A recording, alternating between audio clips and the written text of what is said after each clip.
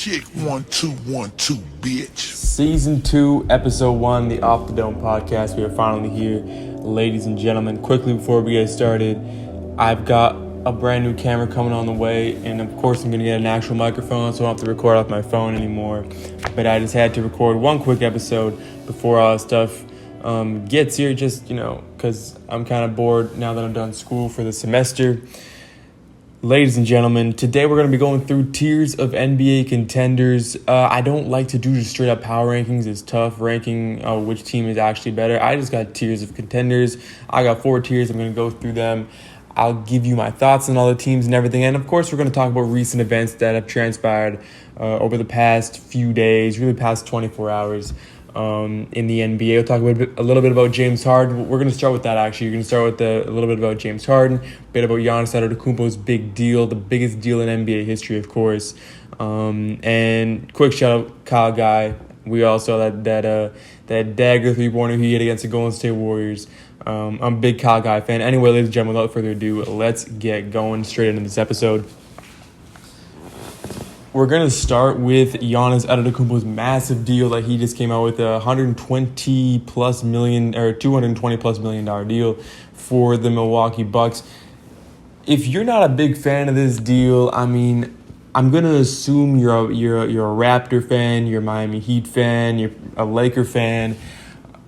Listen, the thing with Giannis is no matter what he did, he was always going to get hate. Okay, if he had left, if he had gone to Miami, if he had or taken like a shorter deal or not taking a deal at all, just so he could leave to go to Miami or leave to go to the Lakers, especially, he would have gotten criticized. He would have said, "Oh, he took the easy way out. Oh, he's just a sellout, just like every other superstar in the league." But you look through a lot of the comments on social media now that he stayed, and a lot of it is, "Oh, he doesn't care about winning. Oh, have fun losing in the playoffs every year." It's all this negative shit.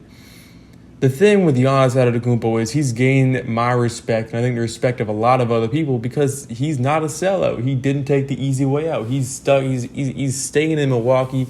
We haven't even seen prime.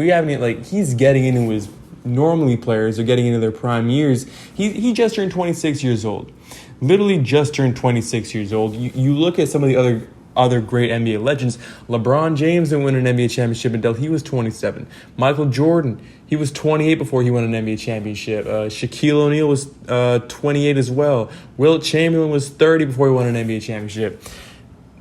He's got time. He's one of the most unique players in NBA history. He's got a really good chance of being a top 15 player in NBA history. I'd say he's probably him and Shaquille O'Neal, Wilt Chamberlain. He's in that tier of just freaks of nature throughout NBA history. I'd probably put Michael Jordan, put LeBron James in that category, but he's up there as just, we're never going to see a player like Giannis ever again. We haven't seen a player like Giannis ever before. This man is absolutely built different, and he's gained the respect of so many other people because he just didn't take the easy way out. The way that so many stars have done in the past. Most notably LeBron James, of course. But I used to do that. I used to like to criticize. We just LeBron took the easy way out. I understand why he left, but it's just nice to see that Giannis Antetokounmpo is staying loyal to a small market team, especially the Milwaukee Bucks, the 4th smallest market in the NBA. Of course, it is hard to turn down a $200 million deal, the largest deal in NBA history. He's going to be making. And the thing is, this deal, it ends in 2025. He's got an opt-out option in 2025. By the time this deal is over, he's still gonna be 30 years old. He's still gonna be in his prime by the time that this deal is over, because now with the training, the nutrition, you see stars lasting well into their 30s. You see Chris Paul. Last year he was an all-star. LeBron James especially. You see James Harden can still ball out. Kevin Durant. Players who are well into their 30s, or once they reach 30, they're still balling out. Stephen Curry is going to be in that same category. You can only imagine that Giannis Antetokounmpo, he's still going to be going crazy into his 30s. I'd say a 30-year-old Giannis Antetokounmpo, that's still prime Giannis. That's still prime Giannis. It's still going to be Giannis. I'm a big fan of Giannis Antetokounmpo. He's had a tough few playoff runs, but he's due. He's due. All great players go through it. All great players go through those tough runs. You know, when you think you've won a series, when you think you've got it, and then boom, the Raptors hang 4 straight on you. When you think you got it, and then boom, you face off against the fucking bad boy Pistons 3 years in a row, and they just mop the floor with you. When you think you've got it, and then all of a sudden the Orlando Magic come out of nowhere and beat LeBron James. This happens. It's happened to all the great players. It will continue happening. It's going to happen to Luka Doncic. It's going to happen to Zion Williamson. It's going to happen to all these great players. It's going to take them a little bit of time. They're going to lose some playoff series that they probably should have won or could have definitely won. But at the end of the day, that's what makes you a better player. He's got time. It's Giannis fucking Antetokounmpo. There's not a lot to talk about that. James Harden, when is he not in the news? A few weeks ago, I definitely would have said I don't think he's going to get traded. Even when there was all that drama about or all those rumors about him going to the Brooklyn Nets, I always thought there's no way. There's no way that the Brooklyn Nets are dead ass going to trade their entire fucking roster for James Harden. They're just not going to do it. And now the Miami Heat are in that same situation where if they want to get James Harden, they're going to have to give up a lot. The Philadelphia 76ers, Ben Simmons and 3 first-round picks are what the Houston Rockets wanted, and the 76ers don't want it. I'm a big James Harden fan. I wish nothing but the best for the guy. But honestly, when you got a team like the Miami Heat saying that they don't even want to give up Tyler Hero for James Harden, you got to kind of start to wonder, this guy's a chemistry nightmare, you can imagine. And Russell Westbrook seems a lot happier without James Harden. Chris Paul's all smiles without James Harden. I don't know. He just... I don't look at him the same as I probably did a few months ago, at least. I'm not sure, but I do definitely think that he's going to be traded. It's going to be interesting to see where he goes. I think Miami will probably package a deal together. They've got a lot of good young pieces there. I just don't think that Butler or Bam Adebayo is leaving. Those two guys, I think they might. They when push comes to shove, the Miami Heat are probably going to be looking at it and say, hey, why not toss in Tyler Hero, who, by the way, is a phenomenal talent. I'm not trying to disrespect Tyler Hero at all here, but I think that when it comes to it, if the Rockets want Tyler Hero, you give them Tyler Hero if they're going to give you fucking James Harden for that shit. Anyway, let's move on. Let's move on to the meat and potatoes of this episode. The tiers of contenders. This is my preseason tiers of contenders. I've got 4 tiers here. I'll start out in tier 4. Now, originally, my tiers looked a little bit differently. I'm not going to lie, they looked a little bit differently. But upon further review, I've changed it up a little bit. Tier 4, I'm going to start with the Toronto Raptors are in that tier, the Utah Jazz are in that tier, the Philadelphia 76ers are in that tier, and the Houston Rockets are also in that tier. Now, the thing with the Rockets, I'll start there since I was just talking about James Harden, is that when you look at their roster, that's a really good roster. That it's a good ride. John Wall, he's looked really good in the preseason. James Harden, now that's the thing though, because Harden can leave and all of a sudden, it's completely different. They're rebuilding. They're what the OKC Thunder were supposed to be last year and what they pretty much are this year. I'm just going off based on their current roster right now. I even with James Harden, I still put him in tier 4 because I just don't trust him anymore. I don't know if I can trust DeMarcus Cousins to stay healthy anymore. Christian Wood, he got a lot of hype last year. I'm not going to lie, he balled out last year, though. He was putting up like 20 points a game throughout the last 10 games this season, some crazy like that in Detroit. It's a nice-looking roster. I just think that the window for the Houston Rockets has closed. It was there. I mean, it is too bad that it didn't happen in 2018 when I thought they really had a good chance against the Warriors, and the Chris Paul injury happened. Some terrible reffing happened in Game 7, and a shooting skirt. I don't know what you call it. Just a shooting slump, unlike anything we have ever seen in NBA history. 27 straight missed threes. I don't know if we're ever going to see that again in NBA history. And they still only lost Game 7 against the greatest roster of all time. They still only lost that by like 8 points or something like that, which is very impressive. That's with the shooting and with the very questionable reffing down the stretch. The Rockets, not a lot to say. They're a tier 4 team. But that being said, they've got the roster. They've got it. I think it's just if they can get that chemistry going, if they can get some of those role players going, they could easily move into tier 3, shit, maybe even tier 2. Moving on, the Utah Jazz, they're getting quite underrated, I think. I've seen a lot of people just say that they're not even going to make the playoffs this year, which honestly, I could see that happening. I think though they're a really good they're a good regular season team. Remember, this is tiers of contenders. Just because you do good in the regular season doesn't mean that you're that much of a contender. Okay, the Denver Nuggets last year, they're really good in the regular season, but no one thought they were going to win an NBA championship. The Raptors, for years when they had DeMar DeRozan, they were the first seed, the second seed in the regular season, but everyone knew the minute that they go up against the Cleveland Cavaliers and LeBron James especially, it's GG, game over. The Utah Jazz, I think they're kind of falling in that category. Donovan Mitchell's going to take another big step. Rudy Gobert, he did have some chemistry issues with Donovan Mitchell, but I heard that before the bubble it was kind of resolved. Remember, this team was injured, and they went up 3 games to 1 on the Denver Nuggets before Jamal. And if it hadn't been for Jamal Murray and Nikola Jokic, who I'll get into later, the Utah Jazz would have been in the second round against the Clippers. Not a lot to talk about for the Utah Jazz there. Moving on to the Toronto Raptors.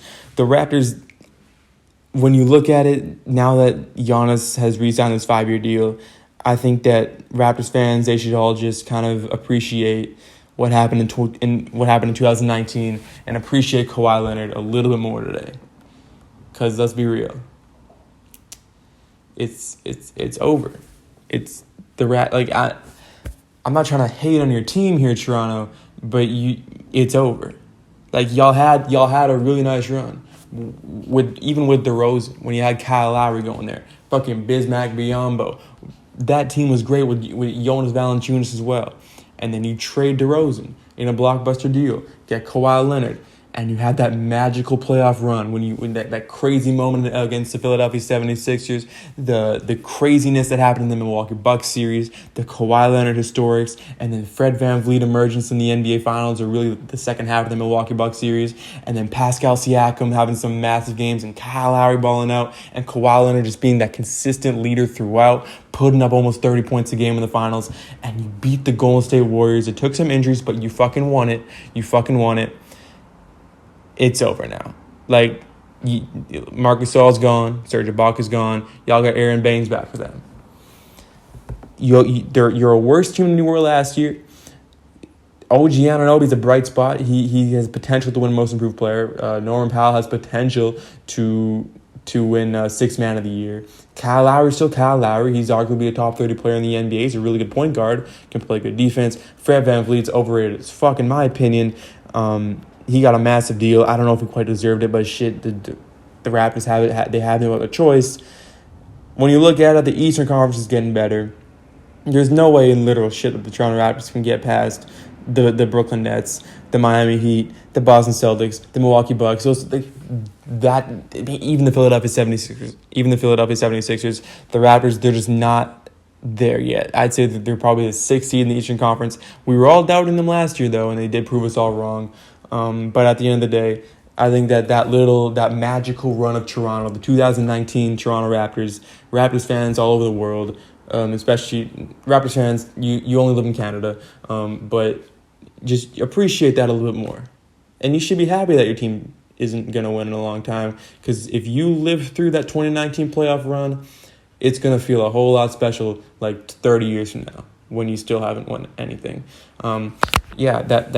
That's it for Toronto, man. I'm sorry about that. Moving on, the Philadelphia 76ers, still staying in Tier 4. The 76ers, I think they got a lot better. They made some key moves, most notably in their front office. They got rid of their coach, Mike Brown, forget his name. They got bringing Doc Rivers, Daryl Morey, general manager. He knows how to build a basketball team. Very impressive. They got Seth Curry, Danny Green, Dwight Howard. They got some good shooters around Ben Simmons, because that's the big thing with Ben Simmons. A little bit like Giannis Antetokounmpo, he needs some shooters around him. He can drive. Giannis can drive. Ben Simmons can drive. Same Joel Embiid on 76ers too. They can draw double teams. They can create open players on the outside on the perimeter, but you need players to knock them down. Okay, that's what 76ers needed, and they got some good 3-point shooters. They got rid of Al Horford. That's a big plus. And Josh Richardson as well. is up out of there. Let's move on to Tier 3. Tier 3's got some teams that I could potentially see in the conference finals, not in the NBA finals, but if they fall on, if they get a bit lucky in the way the seeding works out, these teams could all make the conference finals. Or if a major upset happens in the playoffs. I went with the Portland Trailblazers, I went with the Dallas Mavericks, I went with the Golden State Warriors, and the Phoenix Suns. 4 teams from the Western Conference in this tier. The Western Conference is so stacked. It's crazy that one of these teams is gonna Utah. Utah, as good as they are, might not even make the playoffs. Golden State, as good as they are, might not make the playoffs. Phoenix, as good as they are, might not make the playoffs. I'm not gonna lie, I'm not as big on Phoenix and Golden State as a lot of people are. I think that if one team in the West was gonna miss the playoffs, it'd be Utah, Golden State, or Phoenix, and that's gonna be very close. That's gonna be very close.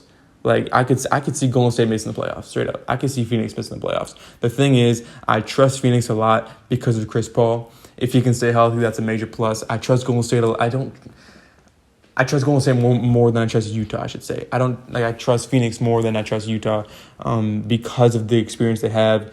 I don't know if I really can trust I could see Golden State getting bounced in the first round. I could see him winning 40 games this year. Or the equivalent of 40 games, whatever that is in the shortened season, like a 35. I could see him being under 500. That's what I'm trying to say. Because I don't know if I can trust Stephen Curry without Klay Thompson. I don't know how good, if Draymond Green can ball like he balled out in 2016, 2017, 2018, 2019. Sure, but I don't know if we're still gonna get that. And speaking of windows closing, I just talked about how the Houston Rockets, they had that chance. The Golden State Warriors, that dynasty, it's over. Which is almost sad to see. It's ironic because for me, I hated the Golden State Warriors. I genuinely despised them. Throughout all my years of high school, the Golden State Warriors were that fucking team that ruined the NBA. There was no competition. It was too easy. And when Kevin Durant came over, I'm like, oh, this is GG, bro. What? For my entire high school life, it's always like, man, the fucking Warriors are going to win this shit. And they did 3 times. And they somehow LeBron won in 2016. Big ups to LeBron James for that. And they got injured in 2019, which helped the Raptors win. But the Golden State Warriors, I hated them so much, and I think so many other people hated them. I don't know what I hated more, the Warriors or those bandwagon fans they had. But now that it's over, it's like, damn. I mean, you got to kind of miss that powerhouse up in San Francisco. It'd be pretty sick if the entire NBA was the same way it was, but just Klay Thompson healthy and that Warriors, that 2016 Warriors team was still that good. Lakers, Warriors, man, that shit would be so fucking hype. Clippers, Warriors, Brooklyn, if KD was in Brooklyn, but just Klay Thompson was healthy and Draymond was healthy and they still not prime Iguodala, but they still had that Iguodala. That'd be fucking sick. Yeah, but Golden State Warriors. I'll move on. Dallas Mavericks. Dallas, once again, they're one of these guys that's a young team, and I trust Luka a lot. But most importantly, I think that if Kristaps Porzingis can stay healthy, this team's gonna be. We saw how they almost beat the Clippers last year. This team healthy, they can take the Lakers 7 games. I think they can definitely take the Clippers, the Nuggets. They can take them 7 games and shit. They could beat them. I don't think they could beat the Lakers, but they're not an easy out if Kristaps Porzingis can stay healthy. They don't have a lot of help around those two, but the thing is, Luka Doncic is an MVP candidate. And he can ball in the playoffs. We've seen him again in that Clippers series. We've seen him ball in the playoffs. I think he had a game winner in that series, a walk-off game winner. We know that I trust that team a lot, and we should all be trusting Luka Doncic, who's going to be the best player in the world, probably at some point in the next few years, depending on how Giannis turns out. Next up, the Portland Trailblazers. I think that the Trailblazers are getting overlooked by a lot of people. I'm not a big fan of Damian Lillard in the playoffs after the first round. I'm not going to lie. If the season ended in the first round, the second, third, and finals was not a thing, Damian Lillard would probably be a top 5 player in the NBA. Just the shit he does in the regular season is ridiculous. The way he carries the Portland Trailblazers night in, night out, the way he carried the Trailblazers to the playoffs in the bubble, winning bubble MVP or the seeding game MVP, whatever you want to call it. Damian Lillard is a fucking menace on the court. He's ridiculous. In the first round, he's ridiculous. But after that, I mean, shit, there's not a lot to talk about. CJ McCollum's really good, but he's not the same. He's just not the same. The defense plays harder on him, but the reality of the situation is you might be a really big Damian Lillard fan, but you can't lie to yourself. Damian Lillard, after the first round of the playoffs, is not the same player that Damian Lillard is in the first round of the playoffs and the 82 or 72 regular season games, whatever the season is. He's not the same player. In the regular season, the first round of the playoffs, this man, he's like a top 5 fucking player. But the minute that the first round of the playoffs are over, and the minute he got to go out, and the minute he got to go up against one of them Golden State teams, and the minute he got to go up against the Denver Nuggets even last year or 2 years ago, hey CJ, take the reins on this one, man. And CJ McCollum, he a baller. He a baller. When I made my top 50 list, I put CJ McCollum quite high because I seen him when the going gets tough. CJ's that guy for Portland. I'm just saying, CJ takes over from Damian Lillard in those later rounds of the playoffs. That's just what I've been seeing. That's tier 3. The Blazers, the Mavericks, the Suns. Didn't really talk a lot about them. Talked enough about them, and the Golden State Warriors. Tier 2. Clippers, Nuggets, Brooklyn Nets, Milwaukee Bucks, Miami Heat, and the Boston Celtics. A lot of teams in tier 2. There's one tier left, which is just the Lakers, by the way. Let's get that out of the way. The Lakers, they're in a league of their own. They're the best team in the world right now. I think LeBron James, we can all agree, is the best player in the world. Anthony Davis, he's a top 5 player in the world. I wouldn't say Anthony Davis is better than Kawhi or Giannis.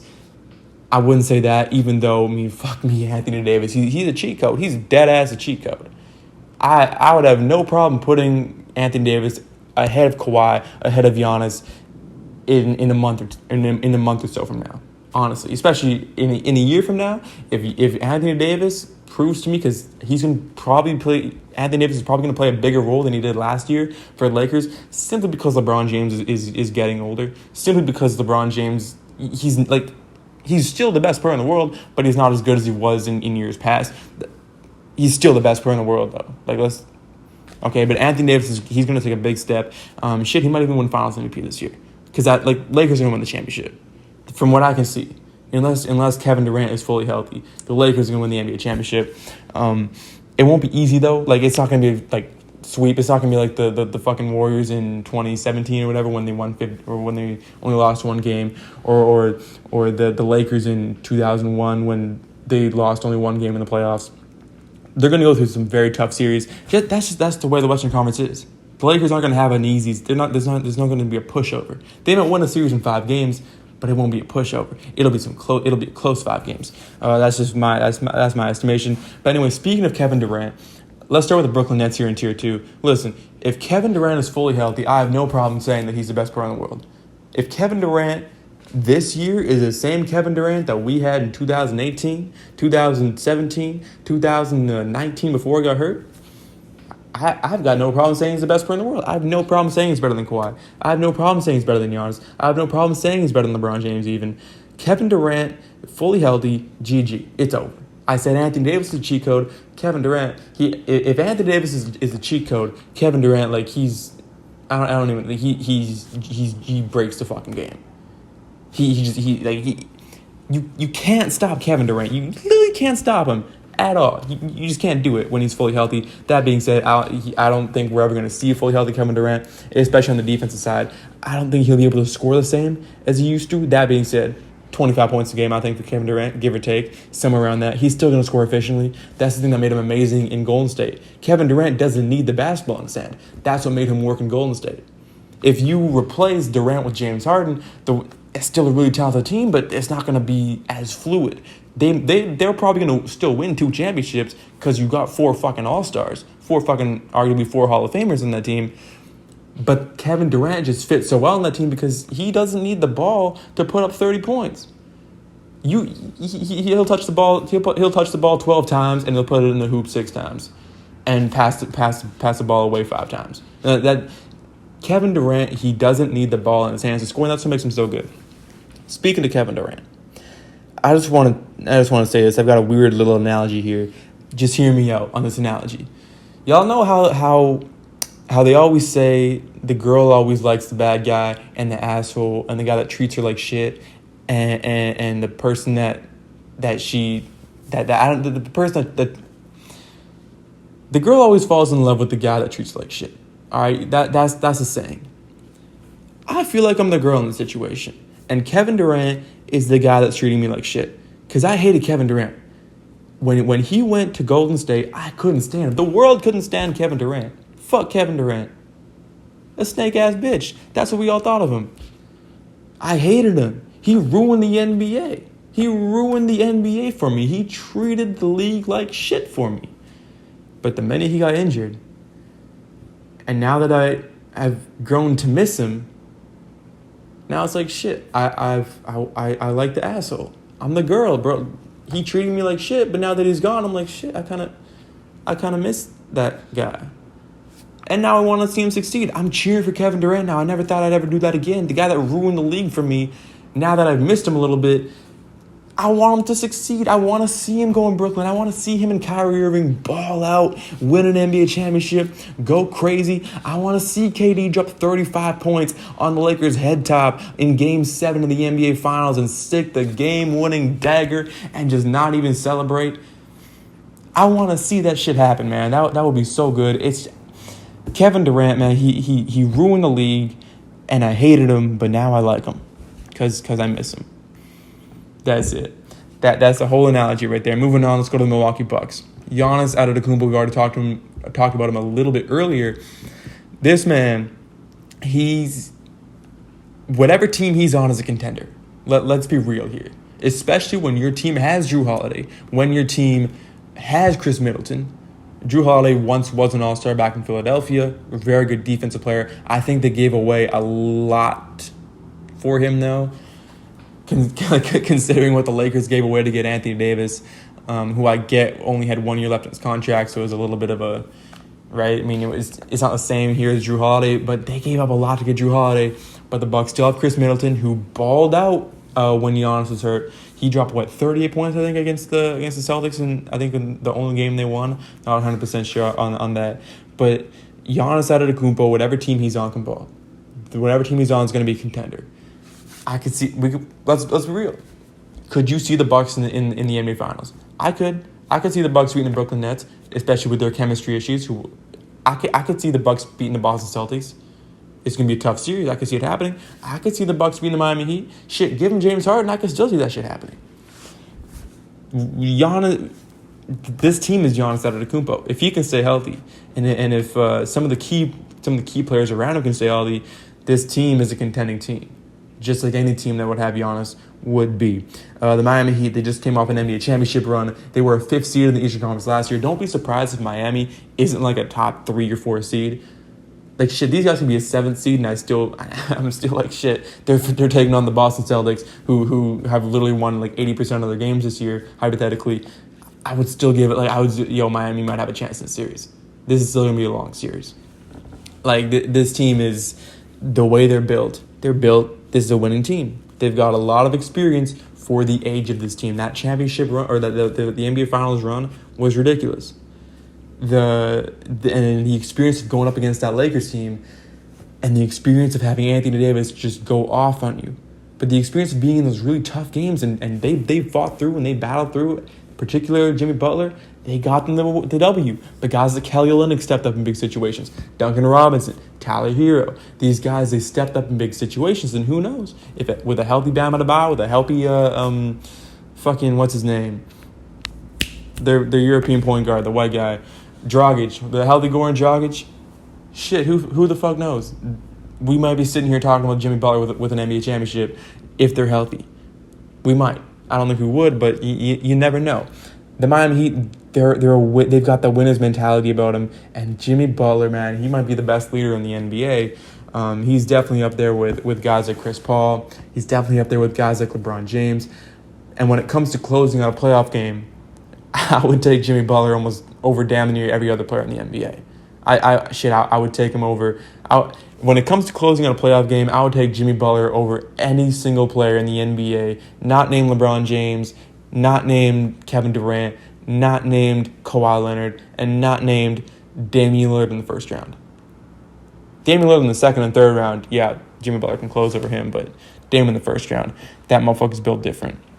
Moving on to the Boston Celtics, just brought them up a little bit earlier. Just like the Miami Heat, this is a very young team that has a lot of experience for their age. Jason Tatum has been playing in the third round of the playoffs not every single year, but he's been making deep playoff runs since he's been drafted. Jaylen Brown, same thing. Marcus Smart, same thing. Kemba Walker, now he's got some playoff experience. This is some deep playoff experience. He make the playoffs, I think, once with the Hornets, but it's the fucking Hornets, so they just got fucked in the first round. But this Boston Celtics team, when you look at it at the end of the day, look at this team. They're only going to get better from last year. Jason Tatum's only going to get better. Kemba Walker, he doesn't get enough credit. Kemba Walker is one of the most underrated players in the NBA now. We know Kemba Walker can put up 25. He can put up 30 a night shit if he was in the right situation. We saw what he did in Charlotte. Kemba Walker with no help around him. That man's going to put up 25, 26, 27, 28 points a game. That's what he does. We know he can score the basketball. We know he can play make.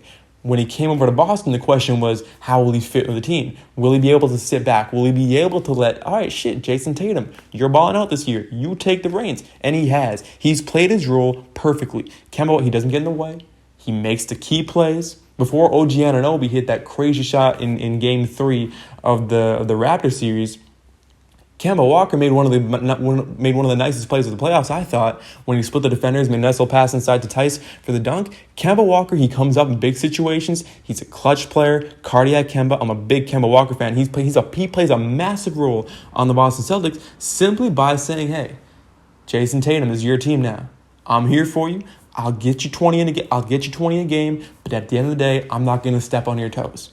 And Kemba Walker, in my opinion, he's a leader that way. And he's a fucking hard-ass worker, too. A bit of a defensive liability, but hey, when you got the Boston Celtics, when you got Marcus Smart, Jaylen Brown, they've got a really nice defensive team. And let me just say, Daniel Tice is low-key. Low-key Daniel Tice, he's pretty good. He does not look good. I'll give you that. Daniel Tice does not look like a good basketball player. He does not look like a basketball player at all. But he's pacey as fuck. I'm pacey as fuck, but that motherfucker might be pacier than me. His hair is whack. He does not look like he should be that good.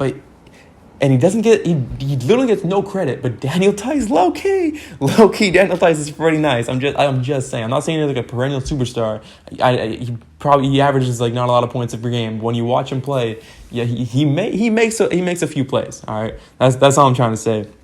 They got rid of Gordon Hayward, which I don't think that's a big deal. They brought in Tristan Thompson. They could have done a lot better. They had a chance at Miles Turner, which would have been huge for them. But at the end of the day, you look at the Boston Celtics, they're always going to get better.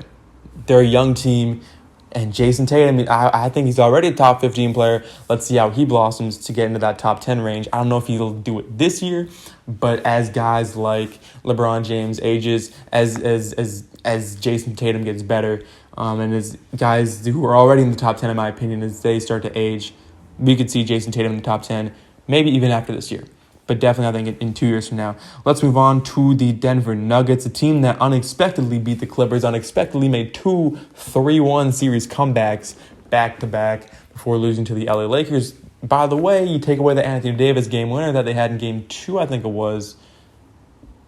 The Nuggets would have been up 2-1 in that series. Who knows what would have happened? That's just ifs, ands, or buts. But the Denver Nuggets, again, like the Celtics, a young team with a lot of playoff experience for their age. And Jokic and Jamal Murray, I trust them a lot. I trust them as a young duo in the NBA. I think I might trust them more than any other young duo in the NBA. Young duos in the NBA, you look at guys like Jason Tatum and Jaylen Brown. You call them a duo. Kristaps and Luka. I'll take Jamal Murray and Jokic over them, especially because of who Jokic is. Jokic is probably better than, I don't know if he's better than Luka Doncic, but he's up there. And Jamal Murray, he can close out a basketball game. He can do that. If it hadn't been for Jamal Murray's heroics in the first round, the way that Donovan Mitchell was playing in the first round, the Denver Nuggets would have been fucked. The one concern I do have with Denver, though, is their defense. I don't think it's that good. They lost Jeremy Grant, who played a really big role in guarding Kawhi Leonard in the Clippers series. He was definitely outmatched though against the Lakers. It's you look at the Denver Nuggets. They're probably going to be a top 3 seed in the Western Conference again. They brought in JaMychal Green, who I think he was really good on the Clippers. I liked him. They lost Torrey Craig and Plumlee as well. Not a big deal in my opinion. Or sorry, I said they lost Jeremy Grant. I don't know, whatever. The Denver Nuggets, that's really it. But the thing is, again, Jamal Murray and Nikola Jokic, I'm big on those guys. Let's move on to the LA Clippers. The Clippers you could almost put in Tier 1B. I think that they're getting hella underrated right now. People are not respecting the Clippers at all right now. Especially, I don't blame you. When you look at the preseason and the Clippers got all their guys playing and the Lakers don't even have LeBron and Anthony Davis playing and this Horton Tucker motherfucker putting up 33 points on your head ass. The Clippers don't look like, right now, they don't look like a team that's going to go out and win an NBA championship. That being said, it's still Kawhi Leonard. That being said, they brought in Serge Ibaka. They got Luke Kennard, who's a really nice piece. Ty Lue is the coach. I don't know how that's going to work out, especially against the Lakers. They lost Montrezl Harrell. They lost Landry Shamet. They lost JaMychal Green. They lost Doc Rivers as head coach. The one biggest L I think the Clippers took was not being able to get Rajon Rondo on their team. I'm not 100% sure about the whole logistics and the actual reason why Rondo decided to play in Atlanta, but I think that when you look at the Clippers, they really needed a point guard last year. Rondo could have been that guy. It's going to be interesting. They might be able to make another trade. The Clippers, though, at the end of the day, listen, if you have Kawhi Leonard on your team, they've got Paul George, you've got Kawhi Leonard. Paul George saying he's gone back to his old trainer that trained him during his MVP G season, where he didn't win MVP, but he played really good until the playoffs. But what do you expect? Paul George, he's a ball. It's Paul fucking George and Kawhi Leonard. At the end of the day, it's Paul George and Kawhi. Mostly Kawhi. And the thing with Kawhi Leonard is he had his playoff meltdown. He choked. Last year he choked. It happens to everybody. It happened to Giannis. It happened to LeBron. It's happened to fucking Kobe. It's happened to every single player, really, other than Michael Jordan. Like, dead ass, straight up. I don't know if Shaq choked that much either. But I'm just like, it's happened to everybody. Kawhi Leonard had his moment. He had those 2 games where he let his team down. Shit, he wasn't able to close out Game 5 to win the series. The thing is, will Kawhi ever do that again? I don't think so. Definitely not this year. There's no way in shit. And Kawhi Leonard has been deadly silent. I'm not going to say that he's going to go out there and win a championship. I'm not saying he's the best player in the world. I'm not even saying he's better than Kevin Durant right now, even though KD's probably not even that healthy. But Kawhi Leonard is still Kawhi Leonard. He's still a top 3 player in the league. I don't understand why people don't think he's a top 3 player in the NBA. This is another thing I don't understand. This whole notion about recency bias makes no sense. Okay, it makes no sense. I see people. You look at a guy like Jamal Murray, who goes off in the playoffs, but at the end of the day, it's like, but he's not as good so and so. He's not really a top 25 player in the NBA yet. If you call him a top 25, top 20 player, that's just recency bias. But then Kawhi Leonard has 2 bad games, and all of a sudden, I see motherfuckers ranking him not even in their top 5.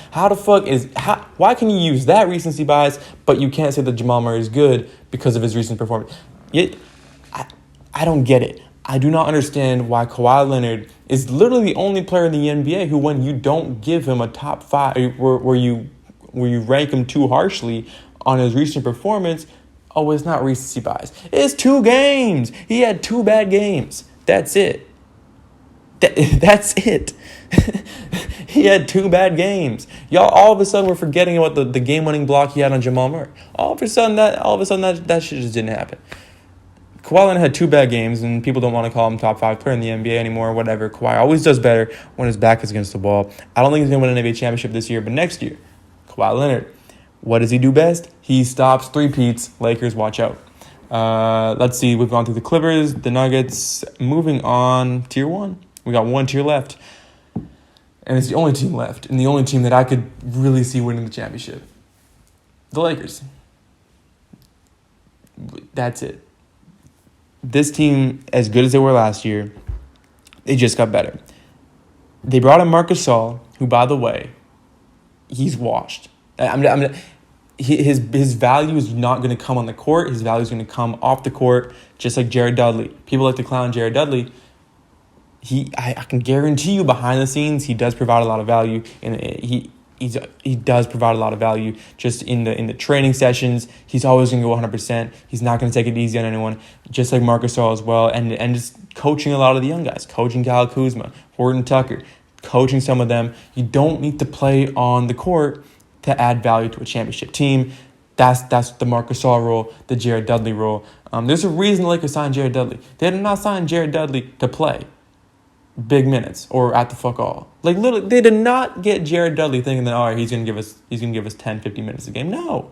They signed him for off the court shit. Just like Marc Gasol. Marc Gasol is washed as fuck playing, but he still has a lot of intelligence for the game. They got Montrezl Harrell, who, by the way, he's gotten really underrated since the bubble. He was not healthy for the bubble. Let's make that clear. Montrezl Harrell was not healthy at all for the bubble. They brought in Wes Matthews and Dennis Schroeder. I think Trez is their most important pickup. I think he'll play the best. Dennis Schroeder, though, will be a big role for that team. They got rid of Avery Bradley, Danny Green, Dwight Howard, JaVale McGee, and Rondo as well. But they got better. You look at JaVale McGee and Dwight Howard, and you bring in Marc Gasol. That brings a lot more professionalism to the team. This is a professional, well-oiled machine. Dwight Howard and JaVale McGee, they're great cheerleaders. They can have some really nice plays. And we saw JaVale McGee and Dwight Howard, both of them. They played some big roles. They had some really nice moments. But at the end of the day, you bring in Marc Gasol, who's he's a more calm guy, and you put him around, and you put LeBron James around these veterans. You put LeBron James around these guys who have won championships, who know what it takes to win in big playoff series, who, if they haven't won championships, have gone far in the playoffs. This is a deadly team. I don't even have to talk about LeBron James. I don't even have to talk about Anthony Davis. We know what they provide. We know they're the best duo in basketball. We know that in the playoffs, we know we can trust Anthony Davis. We know that now Anthony Davis in the playoffs with LeBron, he's going to do his thing. He's going to cook. I can't see anyone other than the LA Lakers winning the championship in 2021. Ladies and gentlemen, that's going to do it for this episode, the first episode of Season 2, the Off the Dome podcast. If you've made it all the way to the end, thank you very much. Like I said in the intro, I'm going to be getting an actual mic and a better camera so we can be in HD. I don't know if this is in HD, actually. I have no fucking idea. I'm guessing not. And yeah, again, first episode is going to get a whole lot better. Anyway, ladies and gentlemen, thank you very much for listening to this episode. Kanye and Mike Dean taking to church one time. Let me get more volume.